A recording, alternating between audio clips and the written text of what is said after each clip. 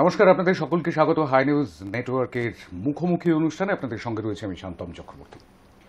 মুখোমুখি অনুষ্ঠানে আমরা সাম্প্রতিক বিষয় নিয়ে কথা বলি। আর এই মুহূর্তে সাম্প্রতিক বিষয় বলতে সবসময় সংবাদ শিরোনামে উঠে আসছে প্রত্যেকটি নিউজ চ্যানেলের, প্রত্যেকটি সংবাদপত্রের, সব সংবাদ মাধ্যমের বিভিন্ন যে ওয়েব পোর্টালগুলি রয়েছে তাদের সংবাদের শিরোনামে উঠে আসছে আরজিকর কাণ্ড।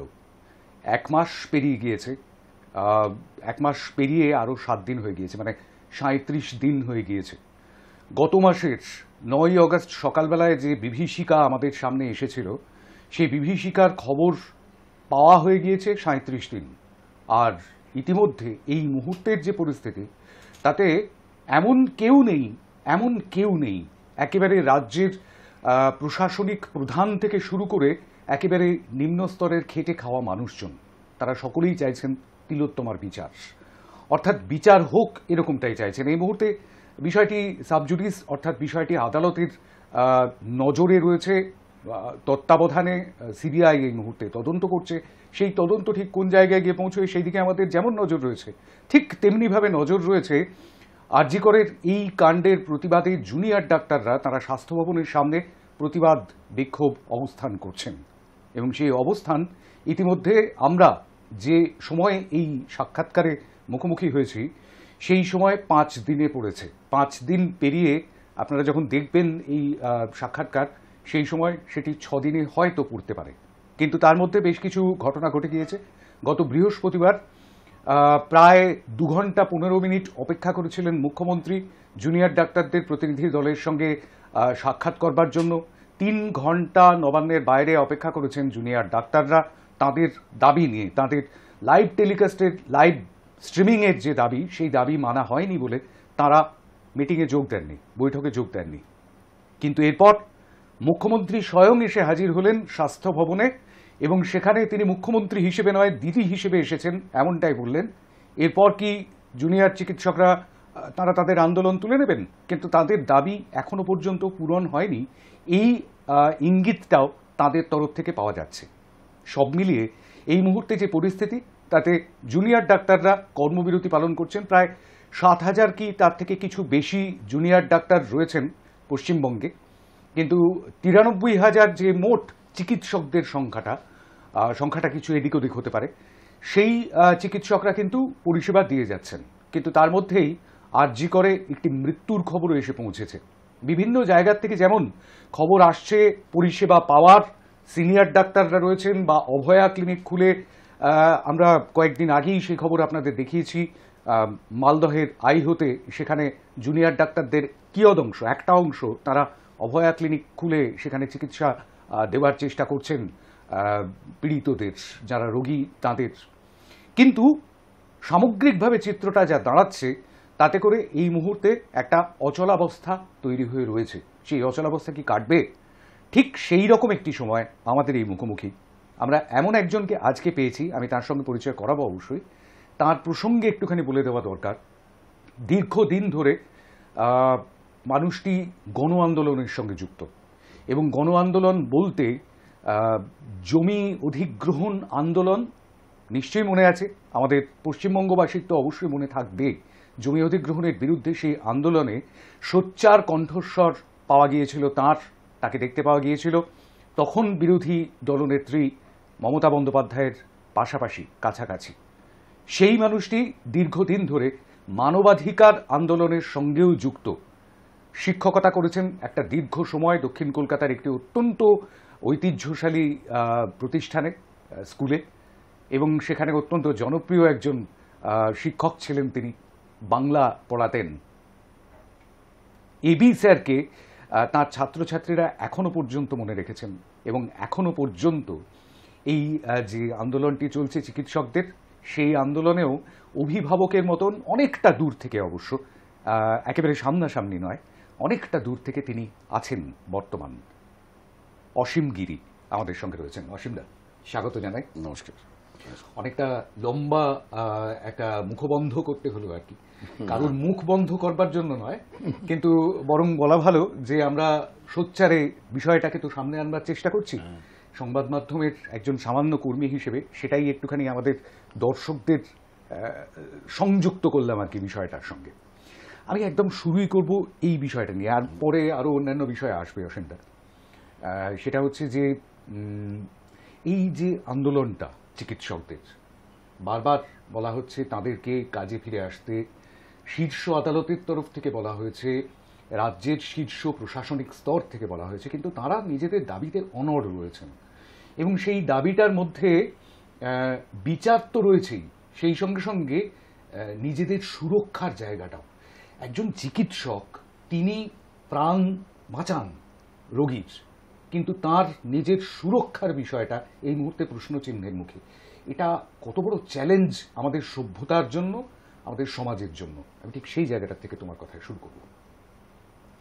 প্রথমত ব্যাপারটা হচ্ছে যে হাসপাতালগুলোতে যারা দেখেন আর কি, হ্যাঁ, অনেক সময় আমরা দেখতে পাই যে আমার ফ্যামিলির কেউ মারা গেল, আমরা গিয়ে হাসপাতাল ভাঙচুর করি, ডাক্তারদের মারি, স্বাস্থ্যকর্মীদের মার দিই, ইত্যাদি ইত্যাদি। ভেতরটা আমরা খুব একটা দেখতে চাই না। আমি তাই বলে বলছি না যে এরকম যে নেগলিজেন্সি নেই, নেগলিজেন্সিও থাকে, কিন্তু অনেক নেগলিজেন্সি থাকে, প্রমাণও আছে, আমার পরিবারেই আছে নেগলিজেন্সি। তো এটা ঘটে, কিছু লোক এটা করে। এবং সবথেকে বড় কথা হচ্ছে যে মহিলা ডাক্তাররা রাত্রিবেলা তারা একটা রেস্ট রুম চায়, তারা একটা জামা কাপড় ছাড়বার জায়গা চায়, তাদের একটা খাওয়ার জায়গা চাই। এবং একটা হাসপাতাল মানেই তো সুরক্ষার জায়গা থাকবে, মানে লেডি ডাক্তার হোক আর পুরুষ ডাক্তার হোক। কিন্তু কোথাও একটা এখানে যে ঘটনাটা ঘটেছে, অভয়া বা তিলোত্তমার ঘটনা, তার থেকে বোঝাই যাচ্ছে যে সুরক্ষা বলতে প্র্যাকটিক্যালি কিছু নেই হাসপাতালগুলোতে। শুধু আরজি কর নয়, একটি স্কুলে পড়ানোর সূত্রে আমার বহু ছেলে মেয়ে আর কি আমার ডাক্তার, তাদের বক্তব্য হলো যে স্যার আমাদের হাসপাতালেও এরকমই একই কন্ডিশন। অর্থাৎ একটা নেক্সাস কাজ করছে সবসময়। সেই নেক্সাসের মধ্যে যেমন ডাক্তার জড়িয়ে আছে, বড় ডাক্তার, কোথাও কোথাও কলেজের প্রিন্সিপাল জড়িয়ে আছে। আজকে মাননীয় মুখ্যমন্ত্রী মমতা বন্দ্যোপাধ্যায় স্বাস্থ্য কল্যাণ সমিতি ভেঙে দিলেন। এই স্বাস্থ্য কল্যাণ সমিতি তো ইনভেরিয়েবলি আছে তার মধ্যে। এবং আঞ্চলিক থানা, সেই থানাও আছে সঙ্গে। ফলে সুরক্ষাটা কার কাছে চাইব? যদি পুলিশ না আমাকে সুরক্ষা দেয়, হাসপাতাল কর্তৃপক্ষ না সুরক্ষা দেয়, সরকার সুরক্ষা না দেয়, তাহলে আমি সুরক্ষাটা কার কাছে চাইব? ব্যাপারটা এই জায়গাটা। এবং এই জায়গা থেকে কিন্তু আজকের আন্দোলনটা সামগ্রিকভাবে গিয়ে দাঁড়িয়েছে। ফলে হাসপাতালগুলোতে সুরক্ষা একেবারেই নেই, একেবারেই নেই। ইনফ্রাস্ট্রাকচারে পুরোপুরি গন্ডগোল আছে, বেসামাল।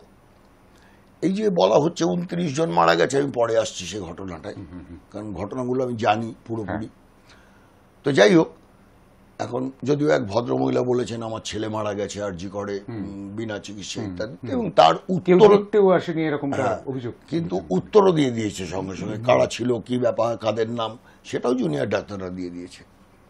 এবং উনি মাঝে মাঝে থেমে থেমে চুপ করে করে বলছিলেন, মানে কারু কাছ থেকে শুনছিলেন কি বলতে হবে এবং উনি বলছিলেন। আমি খুব ভালো করে লক্ষ্য করেছি, উনি এরকম করছেন, তারপর উত্তর দিচ্ছেন। মানে কেউ একটা বলছে ফোনে, ওনার কানে একটা কিছু লাগানো আছে, এবং তারপর উনি বলছেন। এটা আমার মনে হয়েছে, কিন্তু কাল এটা ভুলও হতে পারে, কিন্তু আমার মনে হয়েছে এটা। তো যাই হোক, প্রশ্ন হচ্ছে এই নিরাপত্তা যদি না থাকে, যারা আমাদের শরীর দেখবে, মানে আমাদের দেখবে, রোগ দেখবে, বাঁচাবার চেষ্টা করবে। এবং এটা তো ঘটনা যে জুনিয়র ডাক্তারদের ওপরই কিন্তু হাসপাতাল চলে, বলে লাভ নেই। বড় দায়িত্ব তাদেরকে পালন করতে হয়। এই যে 7 থেকে 7,500 জুনিয়র ডাক্তার আছে 93,000-এর মধ্যে, তারাই কিন্তু হাসপাতালকে প্রকৃতপক্ষে চালায়। আমার এখানে একটা প্রশ্ন আছে অসীমদা, সেটা হচ্ছে আমি এই প্রশ্নগুলো রয়ে যাচ্ছে, সেগুলোর উত্তর পাচ্ছি না বলে সেই প্রশ্নগুলো মনের মধ্যে ঘুমড়োচ্ছে। সেটা হচ্ছে এই যে 7,500 ডাক্তার যারা জুনিয়র চিকিৎসক, যারা পরবর্তীকালে সিনিয়রিটি পাবেন, তারাই যদি হাসপাতাল চালান, তাহলে বাকি যে বিশাল বড় একটা অংশ, সেই চিকিৎসকরা কি করছেন?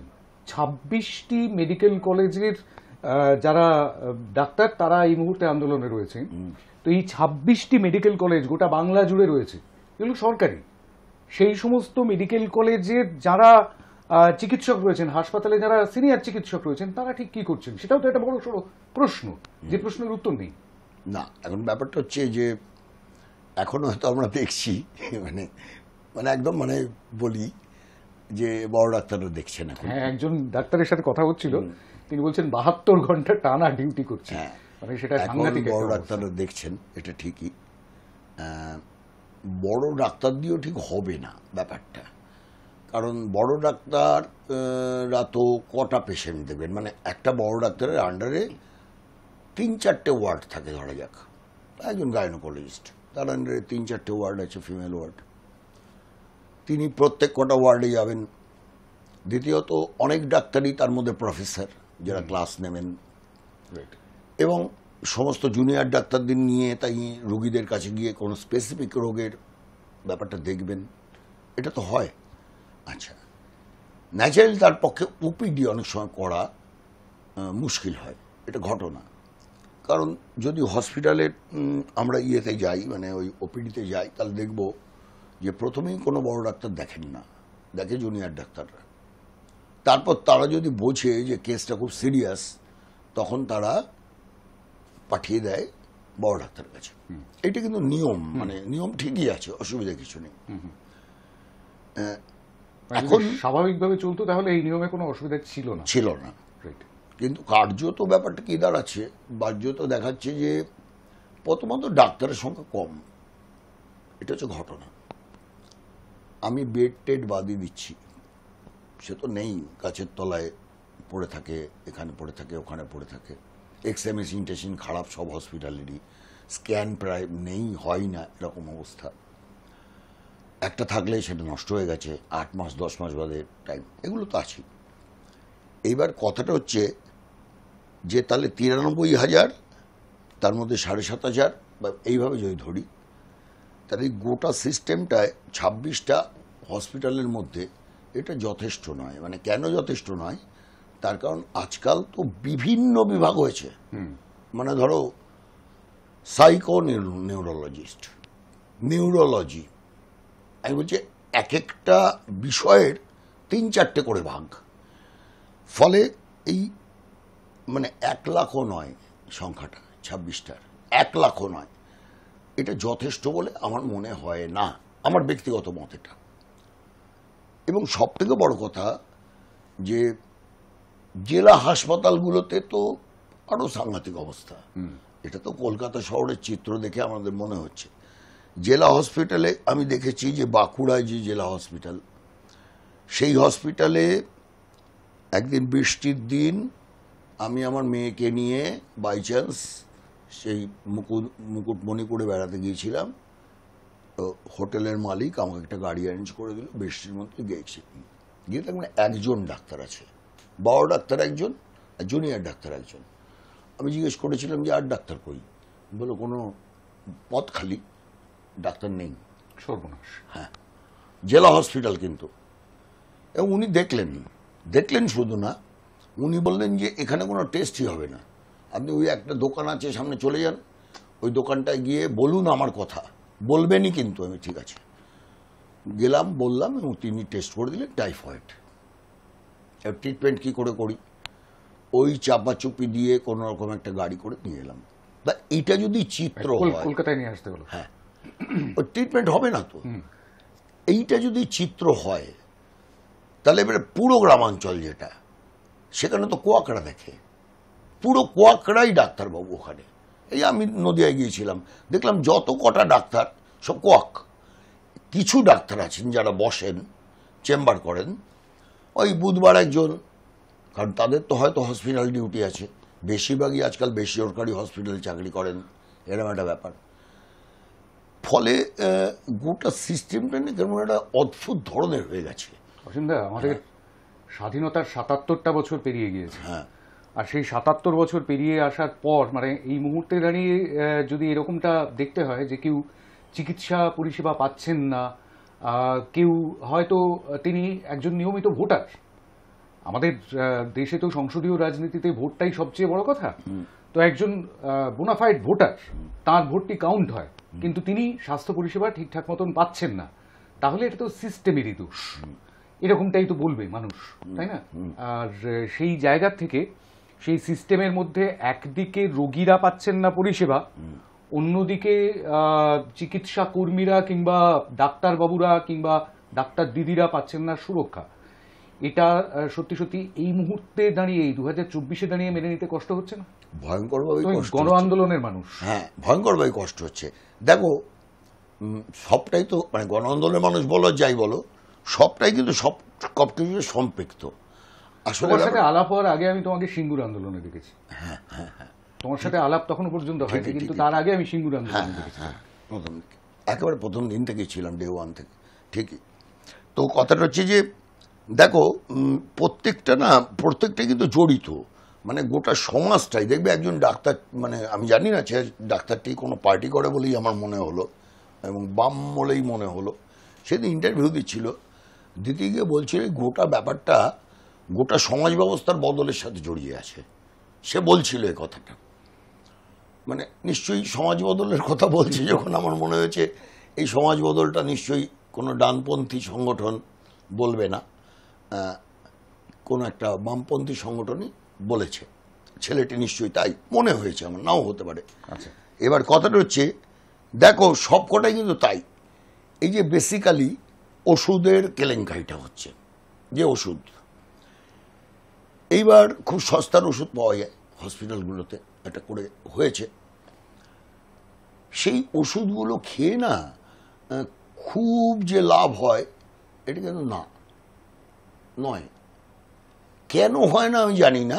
আমি একজন ডাক্তারকে জিজ্ঞেস করলাম যে আচ্ছা, এই ওষুধ খেয়ে তো কোনো লাভ হচ্ছে না কেন?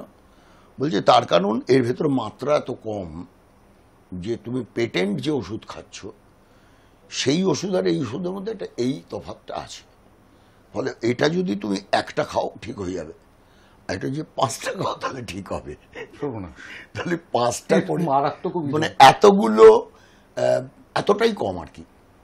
ফলে অনেকে মেন্টাল স্যাটিসফ্যাকশনের মধ্যে দিয়ে বলে হ্যাঁ হ্যাঁ দারুণ কাজ হচ্ছে, এটা বলতেই পারে। সে তো চাল পোড়া খেয়েও অনেকের, জল পোড়া খেয়েও অনেকে বলে দারুণ পেট আছে, দারুণ মাথা আছে, ভালো হয়ে গেছি বলে।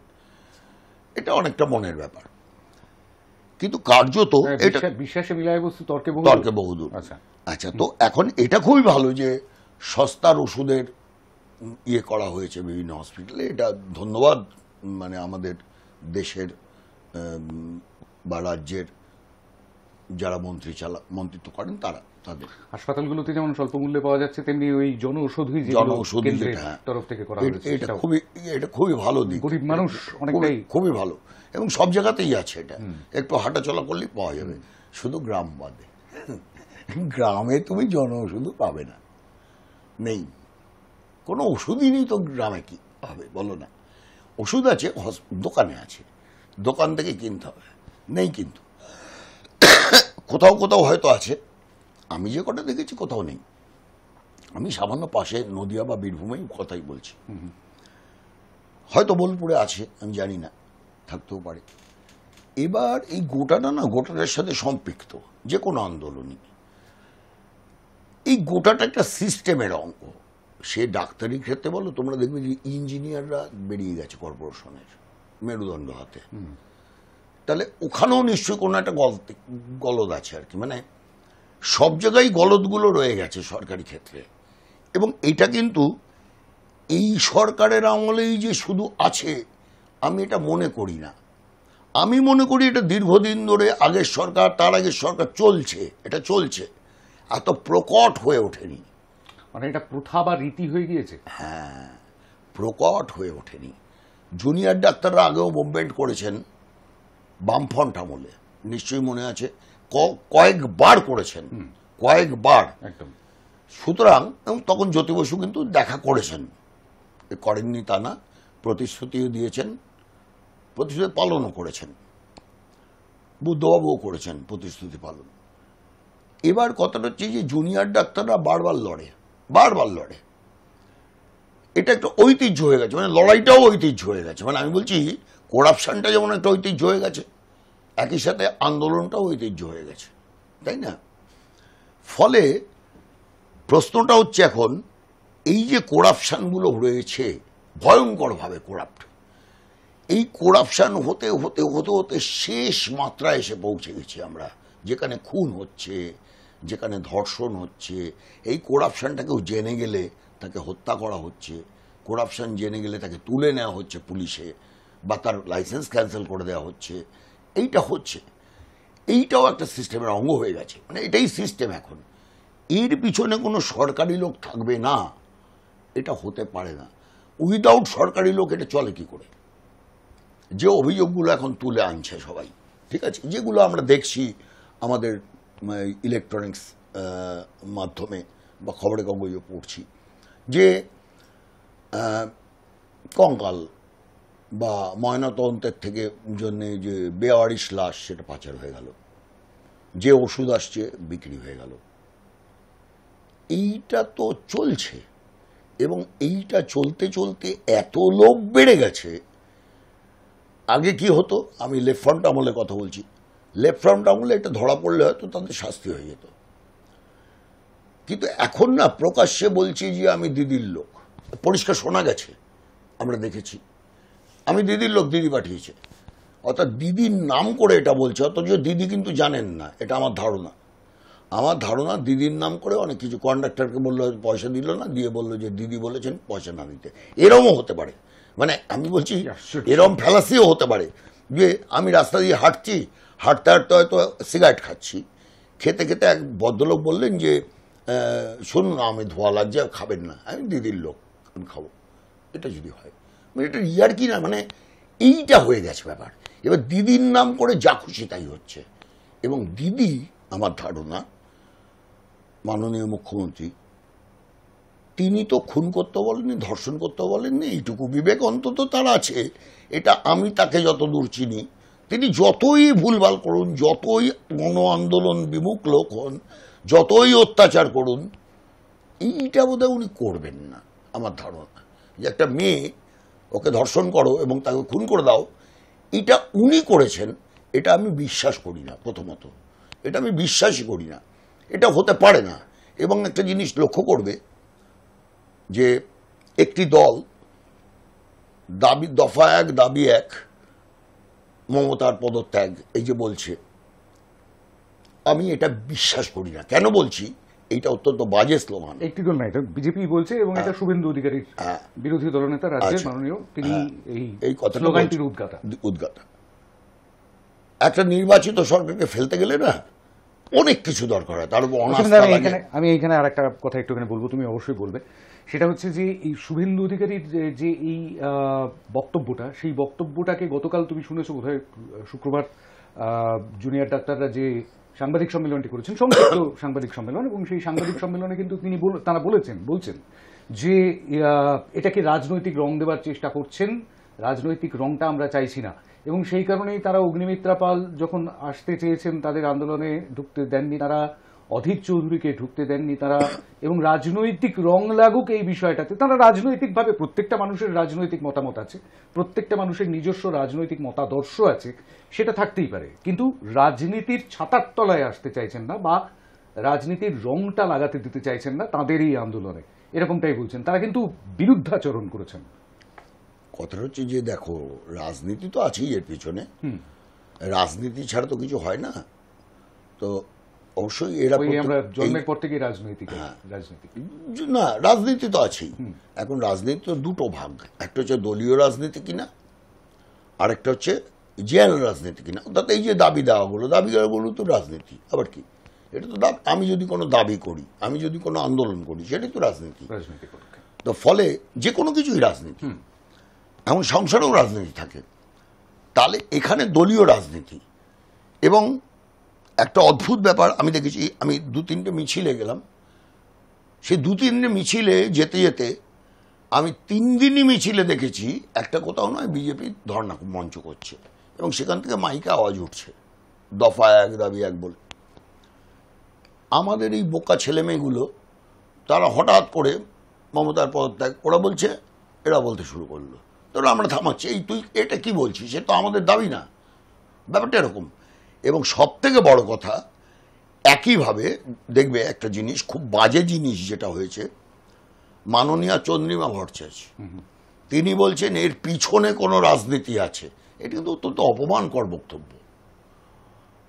মানে চন্দ্রিমা ভট্টাচার্য, মাননীয়া চন্দ্রিমা ভট্টাচার্য একজন মন্ত্রী, তিনি বলছেন যে এই যে এলো না, দিদি 2 ঘন্টা ওয়েট করে চলে গেল, এর পিছন থেকে কেউ বলছে এবং এর পিছনে রাজনীতি আছে। এই কথাটা বলাটাই তো অন্যায়। প্রথমত এই কথাটা বলা তো ঠিক না, 1 নম্বর। 2 নম্বর হচ্ছে, মমতা বন্দ্যোপাধ্যায় নিজে সেদিন বললেন যে আমি পদত্যাগ করে দিতে রাজি আছি, আমার পদত্যাগে যদি একমাত্র হয় ইত্যাদি, বা প্রথম দিন থেকে উনি বলছেন এটা হচ্ছে বাম আর বিজেপির কোলাবোরেশন, এটা বলছেন। এই কথাগুলো আলটপকা বলে দেওয়া, না সেটা সেই 14 তারিখ রাত্রে যে হামলাটা হয়েছিল করে, সেই হামলাটার পরিপ্রেক্ষিতে এটা বলেছেন, Right. এটা বলেছিলেন। এবং উনি সেদিনকে দেখলাম বলছেন, কোথায় আমি তো টাকা দেবো ওটাও বলিনি, টাকা দেব, উনি নিজে বলেছেন 10 লক্ষ টাকার কথা, এটা সমস্ত টিভিতে দেখা গেছে। তাহলে এই যে কন্ট্রাডিক্টরি বক্তব্যগুলো আসছে, এটা উনি কেন বুঝে শুনে বলছেন না, 1 নম্বর। 2 নম্বর হচ্ছে, যেখানে উনি বলছেন যে আমি ছাড়া কেউ যেন কথা না বলে, সেখানে হুমায়ুন কবিরের যে বক্তব্য বা কল্যাণ বন্দ্যোপাধ্যায়ের যে বক্তব্য, সম্পূর্ণ এই আন্দোলনের বিপক্ষে শুধু নয়, অ্যান্টি জনগণ বলে আমি মনে করি, মানে জনগণের বিরোধী বলে মনে করি। এবং এই কথাগুলো তারা বলছে কেন, তাদের তো রাইট নেই। চন্দ্রিমা ভট্টাচার্যের রাইট আছে বলার, হ্যাঁ অবশ্যই রাইট আছে তার, তিনি বলতেই পারেন, কিন্তু বাদবাকিদের তো কথা বলার কারণ নেই, কারণ তাকে মুখ্যমন্ত্রী পাঠিয়েছেন বা স্বাস্থ্যমন্ত্রী পাঠিয়েছেন বা পুলিশ মন্ত্রী পাঠিয়েছেন, তিনি বলতে পারেন। কিন্তু বাদবাকিরা যে কথাগুলো বলছে তাদের বলার এখতিয়ার নেই। এমনকি হুমায়ুন কবির যেগুলো বলছেন, এর আগে তো একটা গন্ডগোল করেইছিলেন হিন্দু মুসলমান করে, তা বাদেও তিনি যে বলছেন, তাহলে ডাক্তারদের এবার আমরা দেখব, এই যে বলছেন, এই কথাগুলো যথেষ্ট উস্কানিমূলক।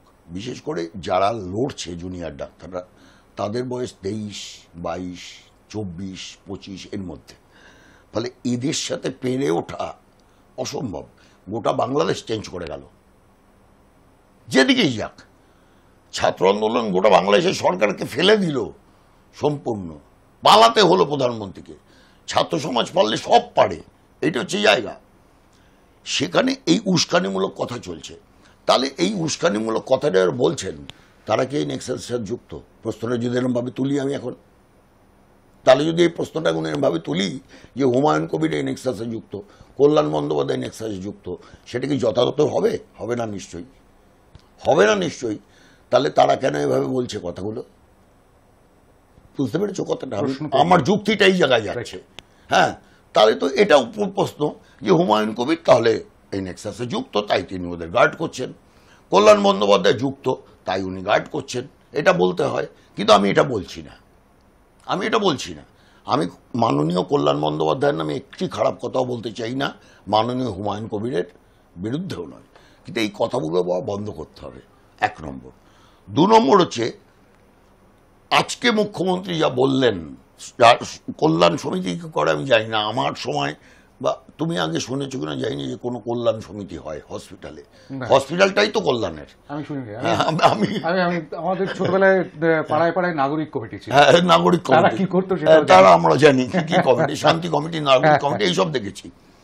কিন্তু হসপিটালে রোগী কল্যাণ সমিতি, এবং সেটার আবার হসপিটালের লোক 2-4 জন যুক্ত আছেন, আর কারা আছেন জানি না।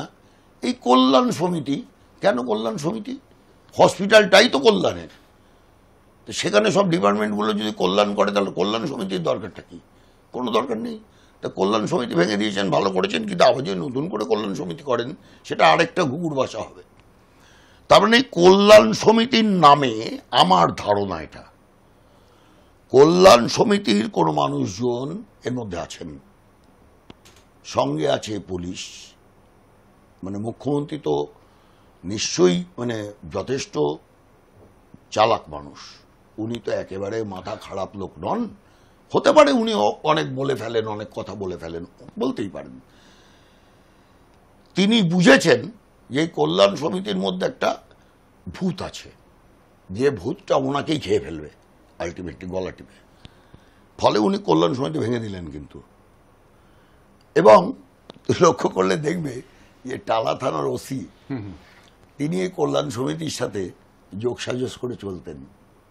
এটা একদম প্রমাণিত, দিনের আলোর মতো প্রমাণিত, যে আরজি করেন যে কল্যাণ সমিতি, তার সাথে টালা থানার ওসি যুক্ত ছিলেন। আর এই কল্যাণ সমিতির মাথায় ছিলেন, মানে বেনামে মাথায় ছিলেন ওখানকার প্রিন্সিপাল। ঠিক আছে, তাহলে ঘটনাটা এরকম। দ্বিতীয়ত, যেদিন ঘটনাটি ঘটল সেদিন একটা জিনিস লক্ষ্য করেছো কিনা জানি না, বাইরের লোক ঢুকবে না, কিছু ছেলে জিন্দাবাদ জিন্দাবাদ করতে আরম্ভ করলো। পরে জানা গেল ওই যে ছাত্ররা, এরা হচ্ছে পেটোয়া প্রিন্সিপালের লোক, একদম প্রিন্সিপালের লোক। এবং সাধারণ ছাত্রছাত্রীরা তারা ভয়ে কথা বলছিল না। এইটা ছিল অবস্থাটা। ঠিক উল্টে গেল ঘটনাটা। যেই দেখা গেল এই ছাত্রছাত্রীরা এরকম অবস্থা, এদের এগেনস্টে ফুসতে লাগলো বাইরের ছেলে মেয়েরা, অর্থাৎ মেডিকেল কলেজ, অন্যান্য ন্যাশনাল মেডিকেল কলেজ, এরা NRS, এরা সব যখন হলো এবং এরা যখন করলো, তখন ভেতরের ছেলেমেয়েরা, আরজি করের আসল ছেলেমেয়েরা, তারা সাহস পেল। এবং তখন এই যে বীরপুঙ্গব যারা প্রথমে আমরা পলিটিক্যাল, আমরা ফাঁসি চাই, এই চাই, ওই চাই বলছিল, তারা কোথায়? নেই তো, আর নেই, কিন্তু তাদের আর দেখা যাচ্ছে না। কারণ ওই মিস্টার ঘোষের সঙ্গে সঙ্গে এরা হয়তো জেলে ঢোকেনি, কিন্তু এরা দেখতে পাওয়া পিছু টান দিই, নইলে তো হয়ে যাবে, আমাদেরও যাবে একদম। কারণ কোন সময় মারবে আমাদের কে জানে। পরবর্তী 4-5 দিনের মধ্যে পরিস্থিতি বদলে গেছে, প্রভিজেন্সি বদলে গেছে, একদম পুলিশের হাত থেকে সিবিআই এর হাতে। একদম একদম। এবং সব থেকে বড় কথা, প্রথম থেকে মুখ্যমন্ত্রী বলে চলছেন সিবিআই চাই, প্রথম দিন থেকে। ওয়াই? এটা আমার একটা বিশ্লেষণ আছে। প্রথমত আমার ধারণা, উনি ভেবেই নিয়েছিলেন যে সিআইডিকে দিয়ে কাজ হবে না, কারণ সিআইডিকে কাজে দেখতে গেলে আমার আশেপাশে যারা আছে তাদের ধরে ফেলবে। এটা উনি ভেবেছিলেন, হয়তোবা নাও ভাবতে পারেন। 2 নম্বর, সিবিআইয়ের হাতে দিলে সিবিআই কিছু করবে না, মানে আমার বিশ্বাস কারোর ওপরই নেই। আমি নিজে দেখেছি আজ পর্যন্ত সিবিআই কোনো কিছু সলভ করতে পারেনি, এটাও করতে পারবে বলে আমার মনে হয় না। আমার মনে হয়েছে, আর করে ফেললে তো ভালোই। একটা জিনিস তুমি দেখো, আন্দোলনটা যখন চূড়ান্ত জায়গায় চলে গেল, তখন সিবিআই ভুটভাট গ্রেপ্তার করতে শুরু করলো, অর্থাৎ সিবিআইও চাপে পড়লো। এটা দেখে। কিন্তু গ্রেপ্তারটা অসীমটা করা হয়েছে, কিন্তু তুমি খেয়াল করেছো, সেটা হচ্ছে যে আরজিকরের যে ধর্ষণ, সেই কাণ্ডে নয়, আর্থিক কেলেঙ্কারি কাণ্ডে। আক্তার আলীর যে অভিযোগ, তার অভিযোগ, আক্তার আলীর অভিযোগের ভিত্তিতে করা হয়েছে। তার মানে এই যে উই ওয়ান্ট জাস্টিস যারা বলছে, এবং নির্যাতিতার বা ধর্ষিতা বা খুন হয়ে যাওয়া মেয়েটির বাবা মা যে বলছে যে ওয়ান্ট কেন, ডিম্যান্ড, ওরাও বলছে উই ডিম্যান্ড জাস্টিস। তাহলে এই যে ডিম্যান্ডটা, এই ডিমান্ড কিন্তু এখন যেখানে ছিল সেখানেই আছে। এখন অবধি কিন্তু এই ডিমান্ডের কোনো রকম কোনো দিক দেখা যাচ্ছে না। উল্টে হাইকোর্ট, এই সুপ্রিম কোর্টে বলা হলো যে ডাক্তাররা কাজে যোগ দিন বিকেল 5টার মধ্যে, কিন্তু তার সাথে শর্ত দিল কি, ইনফ্রাস্ট্রাকচার ঠিক রাখতে হবে, প্রত্যেক জায়গায় একদম প্রপার মনিটরিং করতে হবে, সিসিটিভি রাখতে হবে, এবং সব সুরক্ষা নিশ্চিত করতে হবে এর মধ্যে বিকেল 5টার মধ্যে। সেটার সঙ্গে সঙ্গে এটাও বলা হয়েছে যে নইলে এরপর যদি রাজ্য কোনো ব্যবস্থা নেয় তাহলে আমাদের কিছু বলার থাকে না। তাহলে এবার রাজ্য যে ব্যবস্থা নেবে, যে ডাক্তাররা বসে আছে, এরা লয়ারদের সাথে কথা না বলে হট করে বসে আছে, এটা ভাববার কোনো কারণ নেই। এরা প্রত্যেকে শিক্ষিত ছেলে মেয়ে, শুধু শিক্ষিত বলবো না, উচ্চ শিক্ষিত। মানে একটা ডাক্তার হতে গেলে যে জায়গায় যেতে হয়, যে পড়াশুনো করতে হয়, সেইটা যেটা আর লাগছিল না, কারণ প্রত্যেক সেমিস্টারেই পাশ করে যাওয়া যেত যদি টাকা থাকতো। এটা তো হচ্ছিল, সেই অভিযোগটাও তো উঠেছে। এই পরিষ্কার এটা পরিষ্কার উঠে গেছে যে ডাক্তার হতে গেলে কোনো ব্যাপার নেই, তুমি ফার্স্ট ইয়ার দিলে না কি আছে, টাকা দিয়ে দাও, হয়ে যাবে, উঠে যাবে, কোনো ব্যাপার না। তাহলে এইভাবে যদি 5 বছর কাটিয়ে দেওয়া যায় তাহলে এমনি এমনি বেশ পাওয়া যাবে। একবার খালি কষ্ট করে জয়েন্ট এন্ট্রান্স দিয়ে ঢুকে পড়া, বা অল ইন্ডিয়া যে এখন। রিসেন্টলি একটা সিনেমা দেখছিলাম, ইন্ডিয়ান 2, মানে কমল হাসানের ইন্ডিয়ান ছবির দ্বিতীয় ভাগ। তো সেই দ্বিতীয় ভাগটাতে মানে সিকুয়েলটাতে দেখছিলাম এরকমটাই, যে একটি ডাক্তার, সে ডাক্তারির মানে 1 কোটি টাকা দিয়ে সে সার্জন হয়ে গিয়েছে এবং তারপর গুগল দেখে সে অপারেশন করছে। ঠিক সেই রকম একটা সন্ধিক্ষণের মধ্যে বোধহয় আমরা দাঁড়িয়ে আছি। আমি জানি না, সিনেমাতে সবসময় সত্যি কথা দেখানো হয় না, লার্জার দ্যান লাইফ তো চলচ্চিত্র, কিন্তু তবু সাধারণ মানুষ যে সমস্ত অভিজ্ঞতাগুলোর সামনাসামনি হচ্ছেন সেগুলোও খুব একটা কম নয়। আমি আজকের মানে এই সাক্ষাৎকারটাকে একটুখানি আবার ছোট করে আনতে হবে। আমি দুটো বিষয় একটুখানি ছোট্ট ছোট্ট করে যাবো অসীমদা। একটা হচ্ছে হঠাৎ করে একটা ফোন কল সামনে চলে এলো, বৃহস্পতিবার মিটিংটা না হওয়ায়, মানে বহবারম্ভে লঘুক্রিয়া হয়েছে আর কি, মিটিং হবে হবে হবে হবে, কিন্তু শেষ পর্যন্ত মিটিং হয়নি, আবার ফিরে আসতে হয়েছে জুনিয়র ডাক্তারদের। তারপরেই শুক্রবারই একটা ফোন কল সামনে চলে এলো এবং সেই ফোন কলটা টুইট করলেন, মানে এক্স হ্যান্ডলে পোস্ট করলেন কুণাল ঘোষ, তৃণমূল মুখপাত্র, এবং তারপর দুজন গ্রেপ্তারও হয়ে গেল। একজন হালতু থেকে সঞ্জীব দাস বলে একজন, আর কলতান গ্রেপ্তার হলো, মানে ডিওয়াইএফআই নেতা কলতান দাসগুপ্ত। এই বিষয়টাতে পুলিশকে খুব চটপট কাজটা করে ফেলতে, মানে এত তাড়াতাড়ি যাচাই হয়ে গেল ফোন কলের কণ্ঠস্বরগুলো, সেগুলো এআই জেনারেটেড কিনা সেগুলো যাচাই হয়ে গেল, এবং তারপর দুজনকে গ্রেপ্তারও হয়ে গেল। এতটা দ্রুত কাজ করতে আমরা ইদানিংকালে খুব একটা দেখিনি পুলিশকে। এটা সম্পর্কে কি বলবে? প্রথমত আমার মনে হয় না এই কলটা কোনো মানে খুব ঠিকঠাক বাম এবং অতিবাম, কিন্তু আমি দেখেছি। আমি প্রথম কথা হচ্ছে যে এটা আমার মনে হয় সব কলই যদি কুণাল ঘোষের কাছে চলে গিয়ে থাকে, তা কুণাল ঘোষের কাছে এই ফোনও যাওয়া উচিত ছিল যে কেউকে ধর্ষণ করেছে এবং কেউকে হত্যা করেছে। মানে এত তাড়াতাড়ি উনি হঠাৎ ফোন কল চলে এলো এবং সেটা কুণাল ঘোষের কাছে, আর গ্রেপ্তার করা হচ্ছে একটাও তৃণমূলের লোক না, অন্য বাইরের লোক। কি করে হচ্ছে এটা? মানে উনি কি ডিটেকটিভ কুণাল ঘোষ? তাহলে ডিটেকটিভ ডিপার্টমেন্ট এত অ্যাক্টিভ যে তারা মানে ওটাকে ট্রেস করে ফেললো। তাই যদি হয় তাহলে এটা বলুক যে ভদ্রমহিলা রাত্রিবেলা ফোন করে বলেছিলেন আমি সুপার বলছি, আমি অ্যাসিস্ট্যান্ট সুপার বলছি, কে সে? তাকে কেন ট্রেস করা গেল না এখনো? সে তো সুপার নয়, বোঝাই যাচ্ছে অ্যাসিস্ট্যান্ট সুপার নয়। তাহলে তাকে কেন হলো? 2 নম্বর হচ্ছে প্রশ্ন উঠছে যে এই যে 4টের সময় একজন পোস্টমর্টেমের এক মানে ডাক্তার, তিনি বললেন যে পারমিশন ছাড়া আমি করব না, দিল এবং হয়ে গেল, সঙ্গে সঙ্গে পুলিশ লিখে দিল। হ্যাঁ, এবং আমরা যতদূর জানি যে প্রকৃতপক্ষে সাধারণভাবে ময়নাতদন্ত এরকম হয় না সূর্যাস্তের সন্ধ্যে, কিন্তু এটা হয়েছে। দ্বিতীয়ত দেখতে দেয়া হয় না, এটাও আমি শুনিনি। বডি তো তাড়াহুড়ো করে জ্বালিয়ে দেওয়া হয়েছে, ওরা কোথায় দেখতে পেয়েছে? 3 ঘন্টা তাদের বাবা মাকে বসিয়ে রাখা হয়েছে। তাহলে ব্যাপারটা হচ্ছে এর পিছনে যে গোটাটাই হয়েছে, অথচ মাননীয় কুণাল ঘোষের কাছে ফোন চলে এলো এবং তিনি সব জেনে গেলেন এবং দুজনকে গ্রেপ্তারও করে দিল, 2 বামপন্থী ছেলে হোক বা যাই হোক তাদের। এইগুলো আমার কাছে সঞ্জীব বলে যিনি গ্রেপ্তার হয়েছেন হালতু থেকে, তার রাজনৈতিক পরিচয়টা আমি জানি না, কিন্তু কলতান তো মানে শুক্রবারও একটি টক শোতে উপস্থিত ছিল টেলিভিশনে, প্রত্যেক দিনই দেখতে পাওয়া। আসলে এইগুলো যে তুলে নেওয়ার প্রচেষ্টা, এরপর আজকে হয়তো একটা ফোন কল দেখা যাবে 24 ঘন্টা কাটার আগেই। এটাতেই একটুখানি অবাক লাগছে একজন সংবাদকর্মী হিসেবে। বেশ, এবং তিনিও কিন্তু একজন সাংবাদিক ছিলেন, মনে রাখতে হবে। যার কাছে এলো তিনিও একজন বড় সাংবাদিক ছিলেন, তাই না? ছিলেন না, আছেন, এখনো আছেন। কুণাল ঘোষ কিন্তু সাংবাদিকের সঙ্গে যুক্ত, উনি অনেক কিছুই জানেন। ফলে ব্যাপারটা হচ্ছে এরকম ফোন কলটা হঠাৎ যদি এখন আমি বলি শান্তম আমার কাছে ফোন কল চলে এসছে বা তোমার কাছে চলে এসছে, এরকম হয়? এটা হতে পারে? মানে এটা অ্যাবসার্ড ঘটনা, অসম্ভব।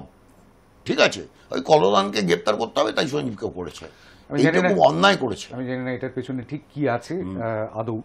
আমি আমার শেষ প্রশ্নটা রাখবো আজকে অসীমদা। আমি জানি তোমার এই বিষয়ে অনেক কিছু বলবার আছে। আমি একদম শুরুই করেছিলাম, তুমি একজন গণ আন্দোলনের মানুষ। গণ আন্দোলন কি শাসকের চেয়ারে গিয়ে শেষ হয়ে যায়? আমি ঠিক সেই জায়গাটার থেকে তোমার প্রশ্নটা রাখবো। তোমাকে আমি পথে ঘাটে মাঠে, তুমি গ্রেফতারও হয়েছো একটা বহুবার সময়, বহুবার। এবং সেই মানে তুমি জানো যে পুলিশের লাঠি ঠিক কিরকম হয়, সেটাও যেমন তুমি জানো, তেমনি তুমি শাসকের বদলে যাওয়া মুখও দেখেছো। জানতে চাইবো তোমার কাছে। গণ আন্দোলন যদি কোনো পার্টি করে আর কি, এমনকি ধরো কি বলবো, নেপালে প্রচণ্ডদের পার্টি, মাওবাদী পার্টি বিপ্লব করে ক্ষমতায় এসছে রীতিমতো রাজতন্ত্রকে তুলে দিয়ে। তা আমি শুনেছি প্রচণ্ড তো মুখ্যমন্ত্রী এখনো বোধহয়, উনি এখন আলখাল্লা পড়েন, হলুদ না একটা গেরুয়া মতো পরে ঘুরে বেড়ান, তারাও পাল্টে গেল। মানে আমার বক্তব্য হচ্ছে আলটিমেটলি দেখা যাচ্ছে একটা বিশেষ সময়ের পরে সারা পৃথিবীতেই যারা আন্দোলন করছে, তাই আন্দোলনকারীরা যদি শাসকের চেয়ারে চলে যায়, চেয়ারে চলে গিয়ে তারা পাল্টে যাচ্ছে, এটা দেখা যাচ্ছে। সেটাই এখানেও হচ্ছে। লেফট ফ্রন্ট গভর্নমেন্ট যারা, নকশালপন্থী সহ সমস্ত রাজবন্দীদের মুক্তি চাই, এই স্লোগানটা দিয়ে ক্ষমতায় এসেছিল। সব নকশালপন্থীকে ছেড়ে দেওয়া হয়েছিল। প্রথম 5-7 বছর আমরা একবারে প্রচণ্ড ভালো ছিলাম, 10 বছর ভাবা যায় না। কিন্তু একটা জিনিস তারা করে দিয়েছিল, মেরুদণ্ডটা ভেঙে দিয়েছিল প্রোটেস্টের, অর্থাৎ প্যাসিভ করে দাও, প্যাসিভ করে দাও, প্যাসিভ করে দাও, নিষ্ক্রিয় হয়ে গেল মানুষ। তার মধ্যে দিয়ে কারখানা উঠে গেল, সব উঠে গেল, শাসকের চেয়ারে চলে গেল, এবং তারপর শাসকের যা চেয়ার হয় গোটাটাই দেখা গেল। একই ঘটনা ঘটেছে মাননীয়ার বা মাননীয়ার দলের, একই ঘটনা ঘটেছে। এখন ধরো বিজেপি বা কংগ্রেস কোনো আন্দোলন করে ক্ষমতায় আসেনি, আলাদা কথা। তারা তাদের সংগঠন ইত্যাদি ইত্যাদি করতে করতে ক্ষমতায় এসছে। কংগ্রেস তো আন্দোলন করেছে একটা সময়, স্বাধীনতার আন্দোলন, তারপর সেটা ইন্দিরা গান্ধী কংগ্রেস হয়ে গেল, ইন্দিরা কংগ্রেস। তারা এখন যেটা চলছে সেটা তো কংগ্রেস, এখন কংগ্রেস হয়ে গেছে। হ্যাঁ, যাই হোক, ব্যাপারটা হচ্ছে যে হ্যাঁ, যদি আন্দোলনকারীরা ক্ষমতায় যায়, আমার বিশ্বাস আজকে এখনো বিশ্বাস, এখন যারাই আন্দোলন করে ক্ষমতায় যাবে তারা পাল্টে যাবে। বাংলাদেশ তার প্রমাণ, এক্ষুনি প্রমাণ হচ্ছে। তাই যারা আন্দোলন করলো পিছনে চলে গেল, ছাত্র আন্দোলন, যারা সামনে এলো তারা কি করছে আমরা দেখতে পাচ্ছি। আমি বামপন্থী ছাত্রদের ওখানে প্রশ্ন করি বা আমার বন্ধুদের, কি হলো, বলে একটু ওয়েট করুন, ঠিক হয়ে যাবে। মানে তাদের বিশ্বাসের ঠিক হয়ে যাবে। তা ওরা বুঝতে পারে না যে আমি ওদের থেকে অনেক বেশি অভিজ্ঞ, এটা যে ঠিক হওয়ার নয়, এটা তার প্রমাণ ইতিহাসে। হিস্ট্রি রিপিটস ইটসেলফ, এরকমটাই বলা হয় আর কি। তো সেই হিস্ট্রির রিপিট কি হতে চলেছে, মানে আবার পুনরাবৃত্তি হতে চলেছে, সেদিকেই আমাদের তাকিয়ে থাকতে হবে। আমরা তো তাকিয়েই থাকি শুধুমাত্র। কেউ কেউ অবশ্য ধৃতরাষ্ট্রের মতন চোখে কাপড় বেঁধে রাখেন, কিন্তু তবুও আমরা সঞ্জয়ের দায়িত্বটা পালন করে যাই। তাদের কাছে যা ঘটছে সেই খবরগুলোকে সাপ্লাই দিয়ে যাই। সাপ্লাই লাইনটা আমাদের একদম টাটকা থাকবে, তাজা থাকবে, সেই সাপ্লাইটা আমরা দিয়ে যাব। অনেক ধন্যবাদ আজকে অসীমদা, অনেকগুলো কথা, যে কথাগুলো পরিষ্কার হওয়া প্রয়োজন ছিল তোমার কাছ থেকে, সেগুলোই একটুখানি শুনে নেবার চেষ্টা করলাম। গণ আন্দোলনে থাকো, এটাই চাইবো, সবসময়ই থাকো, সেটা সামনে থেকে হোক পিছন থেকে হোক, সবসময়। আমাদের সঙ্গে ছিলেন অসীম গিরি। অসীমদার সঙ্গে যে বিষয়গুলো উঠে এলো, সেই বিষয়গুলোর মধ্যে সাম্প্রতিক যে বিষয়গুলো, সেই বিষয়গুলো নিয়েই একটুখানি কথা বলবার চেষ্টা করছিলাম। কারণ সম্প্রতি যে অস্থির অবস্থার মধ্যে, আমি একটা শব্দ খুব ব্যবহার করি, সেটা হচ্ছে উপদ্রুত সময়ের মধ্যে আমরা রয়েছি। সেই উপদ্রুত সময়টা এক সময় কেটে যাবে, এক সময় মানুষের অধিকার মানুষের কাছে থাকবে। কোনো কিছু বলবার জন্য তাকে হয়তো মুখ বন্ধ রাখার হুমকিটা পেতে হবে না। একটা গানের লাইন দিয়ে শেষ করি। একলব্য বলে একটি বাংলা ব্যান্ডের যে প্রথম অ্যালবামটি, সেই অ্যালবামটিতে এই গানটি ছিল, পুড়ে পুড়ে মাটি পাথর হয়েছে, আগুন জ্বলছে বুকে, লেগে আছে কিছু রক্তের দাগ আমাদের হাসি মুখে। তবু আমরা স্বপ্ন দেখবার, কি বলবো, এবার একটা উর্দু শব্দ ব্যবহার করি, হিমাকাত করি, আমরা স্পর্ধা করি। আর স্পর্ধা চলে গেলে তো বিনয় আসবে, তাই না? আমরা সেই বিনয় এবং স্পর্ধার মিশেলের জন্য অপেক্ষা করি বরঞ্চ একটা নতুন ভোরের। মেঘ করে রয়েছে এই মুহূর্তে কলকাতা এবং দক্ষিণবঙ্গের আকাশে। আর সেই মেঘটা আস্তে আস্তে ধীরে সুস্থে কেটে যাবে। আমরা তাকিয়ে থাকবো এরপর জুনিয়র চিকিৎসকরা ঠিক কোন পথে যেতে চাইছেন, আর রাজনীতিবিদরা যারা দফা দাবি ইত্যাদি ইত্যাদি বলছেন তারা ঠিক কোন পথে এরপর হাঁটবেন সেদিকে আমাদের অবশ্যই নজর থাকবে। আজকের মুখোমুখি এই পর্যন্তই। নমস্কার।